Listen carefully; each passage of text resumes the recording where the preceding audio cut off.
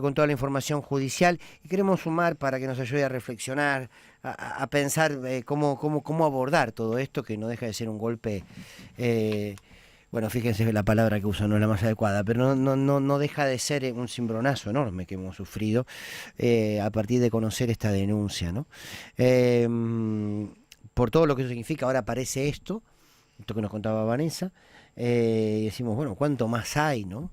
Bueno, y esto es lo preocupante. Y sobre todo, cómo se monta luego un ataque de algunos sectores para no solamente, de alguna manera, hacernos creer que todos los que formamos parte del campo nacional y popular somos Alberto, sino que todas las mujeres que han defendido los derechos y se siguen defendiendo los derechos de la mujer tienen que dar respuesta, ¿no?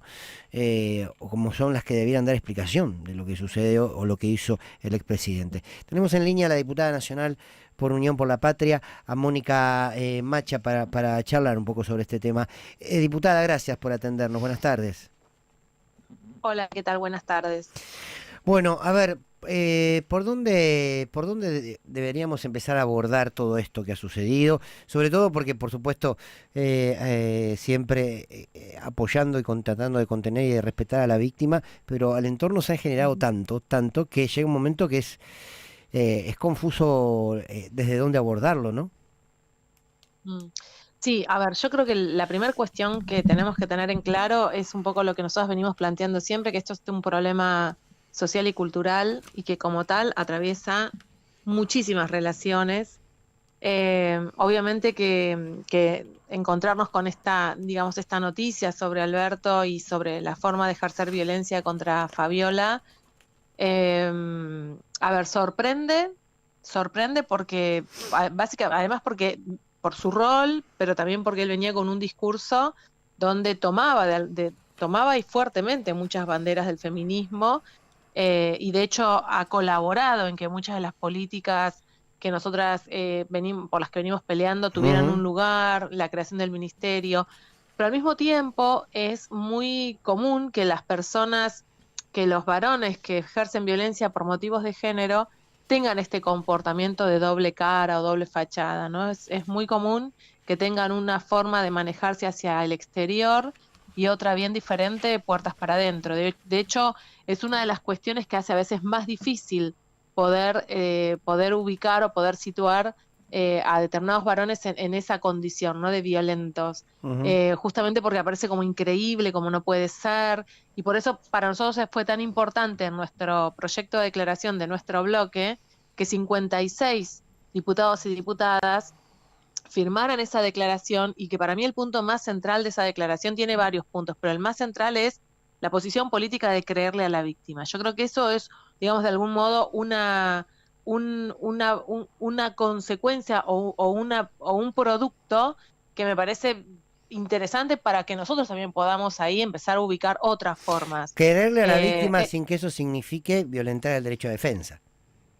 por supuesto, por Ok. supuesto. Lo que pasa es que a veces, o sea, para mí el discurso jurídico es muy importante, fundamental, además en la constitución del Estado de Derecho. Pero cuando hablamos de violencia por motivos de género, no puede ser el único, tiene que entrar en tensión con otras cosas, porque si no, lo que sucede es que todo termina siendo también de mucho acompañamiento al denunciado, y no a la que denuncia, y en esta lógica, ¿no? El denunciado y la denunciante. Si no, siempre termina como en un lugar de, bueno, hay que ver qué onda, no, o sea, no hay no es que ella, o sea, la mujer que plantea una situación que sufrió y lo dice, o sea, todos creamos eso, ¿entendés? Es una construcción poder avanzar en darle ese valor de verdad a la palabra de la víctima. Ujú. Y me parece que en ese punto es interesante que desde el bloque hayamos podido como tener una reacción distinta que la que tuvimos en otras situaciones, también muy graves, ¿no? Entonces, Ujú.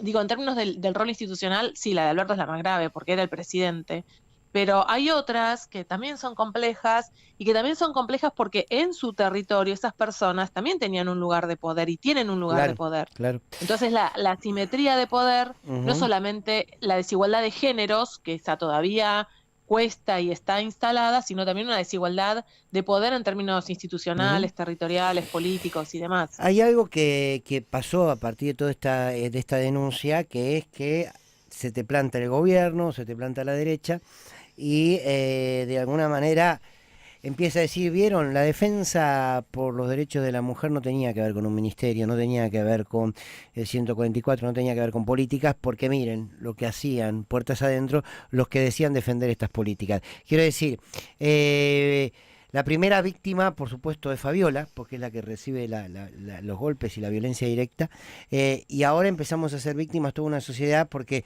¿cómo hace para revertir esa acusación? Sí, claro, yo entiendo lo que vos decís y entiendo también el mecanismo del gobierno que es absolutamente incoherente en realidad, porque va intentando denostar las políticas públicas que yo no, digo, hablamos del ministerio, pero tampoco es el punto cuál es la jerarquía, aunque para mí tiene que tener la mayor jerarquía, pero pongamos eso en un segundo plano. Lo importante es contar con políticas públicas con perspectiva de género y Sí, con políticas que dependan, o sea, tengan la jerarquía que tengan, pero que sean fuertes, que sean con trabajadores y trabajadoras, que sean consistentes, que es lo que hoy no tenemos. Entonces, nosotros hoy tenemos el ejemplo en la Argentina de que nuestra máxima autoridad ejercía violencia de género.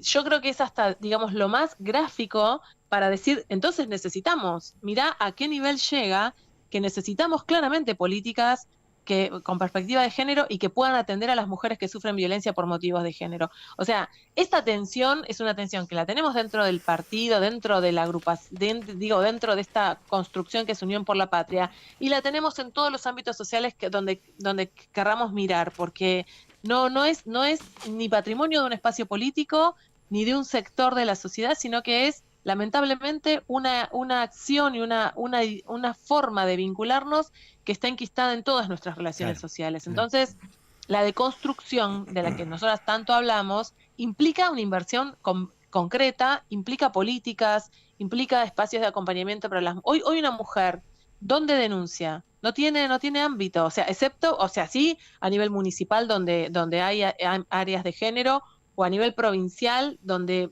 en alguna, o sea, ministerio tenemos en provincia de Buenos Aires nada más, en otras provincias puede haber algún tipo de área, pero el acompañamiento de la política, de la política con perspectiva de género desde lo nacional es fundamental y bueno, siempre a mejorar, siempre a pensar Claro. cómo hacemos para llegar a todas, pero hoy eso no está. Ujú. Entonces, es muy impresionante la narrativa que construye el oficialismo, donde te dice, mirá esto que es cachivache, por eso no tenemos que tener políticas de género. O sea, es todo lo contrario, Claro, todo lo contrario. todo lo contrario. Ahora, ¿qué tal? ¿Cómo estás? Verónica te Hola. saluda.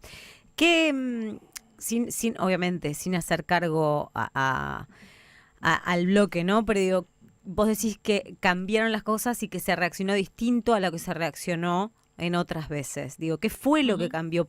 ¿Por qué se pudo lograr esta reacción distinta a lo que no había podido ser otras veces? Que se le pueda explicar, digamos, ¿no? También a la gente, porque la gente también Sí. como que ese es su argumento, ¿no? Y me parece que hay otras Mm. cuestiones técnicas Yo, dando vuelta. yo creo, yo creo que asumir que la violencia por motivos de género está entre nosotros es un proceso. Es un proceso, implica también un tiempo. Nosotras, digo, compañeras del bloque, donde también lo ubico a Paula Penaca, a Gisela Marciota, a Julia Estrada, a Lorena Pocoy, y me olvido seguramente de un montón de compañeras, pero que también nosotras de algún modo venimos con una construcción feminista, intentamos dar estas discusiones y vamos logrando también en la tensión de la discusión, en la tensión entre ideas, poder ir creciendo.